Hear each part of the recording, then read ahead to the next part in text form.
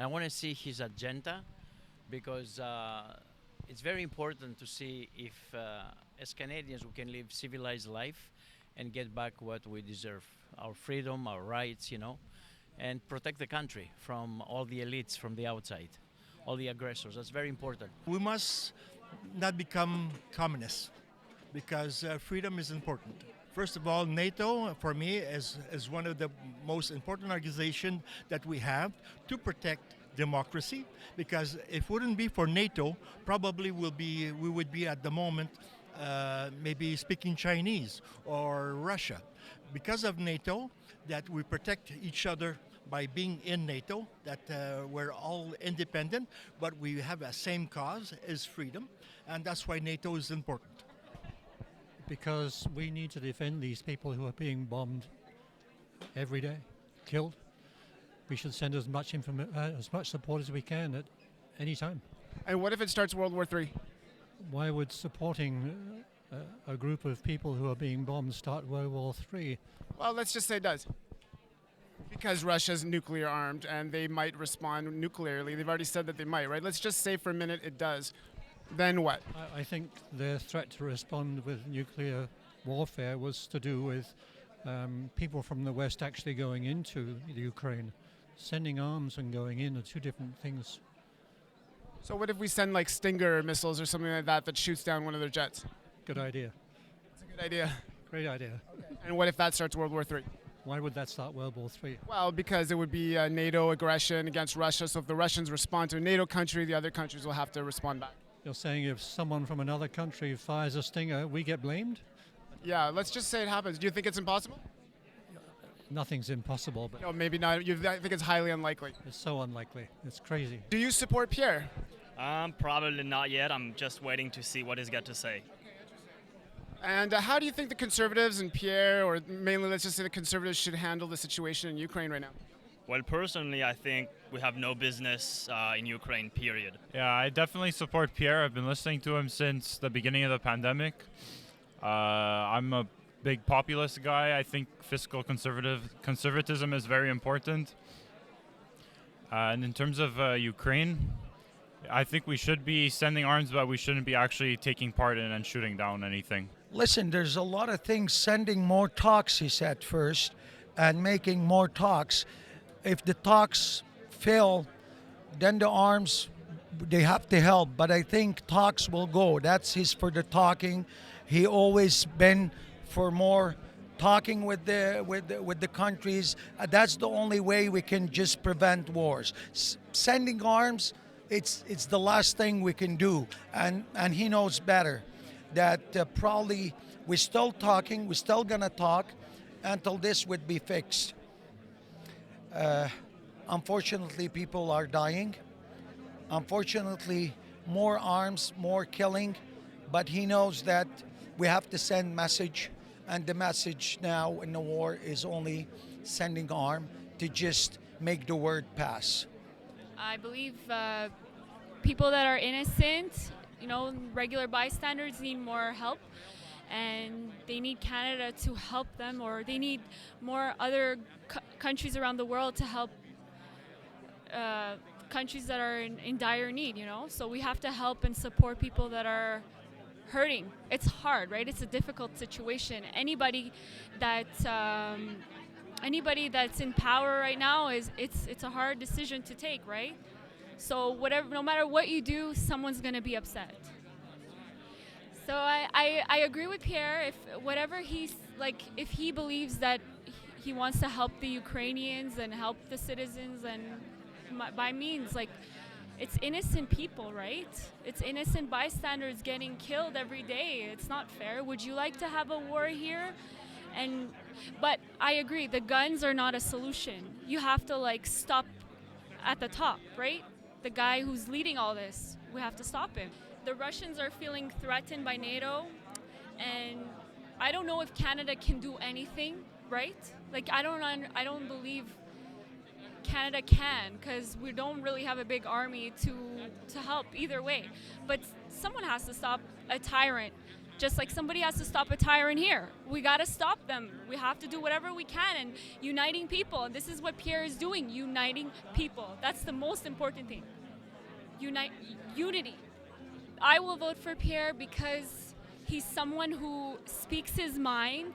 He is honest. I met him a few times before in the past, and he's down to earth. He's a family man. He cares about people, and he wasn't even want to do this because he didn't want the spotlight. So I believe that he has what it takes to unite people because he's real. He's honest. That's what we need. We need someone to be a straight shooter, not someone that goes around the question and doesn't answer anything, right? We keep hearing a broken record over and over again. So that's why I'm voting for Pierre. For change. Well, I like the idea of some of his ideas relating to reducing the current housing crisis of overpriced houses. So I would like to hear more. So you're not 100% sold? No, I'm never 100% sold on particularly anything. Well, if it was between him and Trudeau, I would assume you would be 100% sold.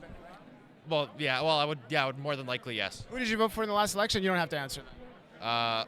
I'll keep. I voted for the PPC. Same. Okay. You're embarrassed by it? Well, Ukraine is a democracy, right? It allows us to stand for what we believe in here in Canada. You know, I don't personally, obviously I don't support Putin and his invasion of Ukraine, and defending democracy is important to me. So I think it's, obviously I don't support putting boots on the ground. I think that's a bad idea. But you know, if we're gonna provide any form of assistance, I think it's a good idea. As a young person, I would probably say inflation and economics. Well, Ray, what I'm thinking what's going on in Ukraine is it's horrible. My gut wrenches every time I turn on the news and I see it. In terms of what Pierre wants, sending more arms, I think, honestly, I do agree with him in a certain respect because they need it. They need the support. It's, you know, they're facing a very powerful adversary and they're trying to be taken over. And I do agree Ukraine does need help. But obviously there is a red line. There's only so much we can do. Do you think there's a danger of starting World War III? Absolutely. There's always a danger of starting World War III. You know, we're facing they're facing an irrational actor who... Why is Putin irrational? Well, because he doesn't follow, I don't think he follows, you know, our systems of, you know, how we go into war and whatnot. He goes by a different rule set. So why do you think he went to war? Well, because, the way I see it is that he's trying to bring back the glory of the Soviet Union, right? For the past 20 years, he's done practically nothing in that respect, to, you know, bring back that glory. And since he's from that era, he wants to kind of bring back that USSR, Soviet Union glory, so to speak. I love his message, and I love his delivery. What I believe that Ukraine is such a sensitive matter when it comes to Ukraine, NATO, Russia, and the rest of the world. And I'm not an expert in foreign policy, so it would be naive from my part and premature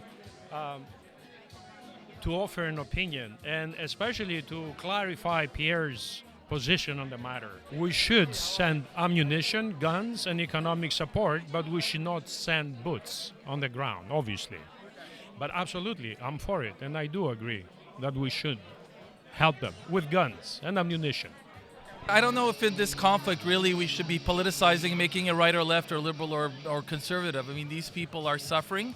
And frankly, as a Canadian, anything we could do to open our homes, open our wallets, give them any type of tools or resources that they could possibly use, I'm all for it. You agree that sending arms is a good way to go about settling this? If it means that we can give to the forces that are fighting the Russians arms so that these people can protect themselves from an invasion that should never have happened from an oppressor like Putin, you will not have an objection from me. Je crois que oui, il faut appuyer les Ukrainiens. Pourquoi? On est à les portes d'une guerre mondiale. Là. Il a déjà commencé, et juste voir qu'est-ce que Poutine va faire. Il va s'arrêter ou il va continuer. Les mondes sont en train de regarder à un dictateur qui est en train d'imposer la force. Au lieu de s'attendre avec les gouvernements, de faire la politique, okay, de faire la diplomatie. On a vu toutes les entrevues, là, c'est des menteurs. Ils disent qu'ils ne vont pas envahir, mais ils ont rentré en Ukraine. Ils disent qu'ils vont respecter les corridors humanitaires, mais ils lancent des bombes à des gens civils. Donc, c'est une question d'humanité. Puis moi, là, je suis d'accord d'envoyer plus de forces, même l'armée canadienne. Oui, soutenir le peuple ukrainien. Oui, je suis tout à fait d'accord avec Pierre Pollievre en cet égard. Mais qu'est-ce que nous convoque à nous, la communauté cubaine? C'est que ce monsieur-là, il garde le discours contre les dictatures autoritaires dans notre continent, comme notre pays, Cuba, Venezuela et Nicaragua. Il a assisté ce monsieur-là, qui va devenir dans le futur comme premier ministre. Ce monsieur-là, il a assisté à deux manifestations de notre communauté, puis il a pris le microphone, puis il a parlé aux communautés cubaines. Puis c'est ça qu'il veut. Il veut arrêter les dictateurs, il veut parler en face avec des pantalons, puis il nomme les dictatures par son nom. Puis aujourd'hui, on l'a écouté nommer à Poutine comme un dictateur, tel quel. Puis c'est ça le discours qu'on aime. Tu vois, on aime solo la volonté politique de donner la face au problème. C'est ça. Fait que nous, la communauté cubaine, on est pour Pierre Pollievre. Puis oui, en réponse à ta question, oui, je suis d'accord de lui donner plus d'aide militaire à le peuple ukrainien. I will tell you what my position is because of the Indian connection, because we are close to Russia also, because during the 1971 war with the freedom of Bangladesh, the United States sent the 7th Fleet to attack us and Russia protected us. But India has good relations with Russia and with Ukraine, but my vote is for Ukraine because I never thought in my lifetime that in Ukraine I would be, in my lifetime, that this kind of thing can even happen. I have not been able to... Why did it happen? Because of the complexity we are weak on policy in Canada. And me, I worked with Prime Minister Indira Gandhi before I came to Canada. And we are weak on foreign policy. We talk about NATO. Instead of 2%, we only spend 1.2% on arms. And what type of help is United States giving? It's giving more arms, more mix, more war. My position is that negotiations are important, diplomacy is important, and that is the way to avoid a war. So 1.2% I would suggest, and I suggested this to Pierre today, 1.2%, okay, you want the wars and the guns and all, but the 0.8%, spend it on diplomats, negotiation to avoid a war. What is happening between the United States and Russia is that they're talking about they're making points, okay? And the battleground is going to be always Europe. That's where people are going to die. What I'm saying is the 0.8%, why don't we spend on diplomacy, on the foreign service? We did not get a seat on the Security Council. You know why? We don't have enough people. We are fighting with India. India is a leader in the non-aligned nations, except for 2 countries in Africa. Everybody is a member of the non-aligned nations. So we need to increase our outreach.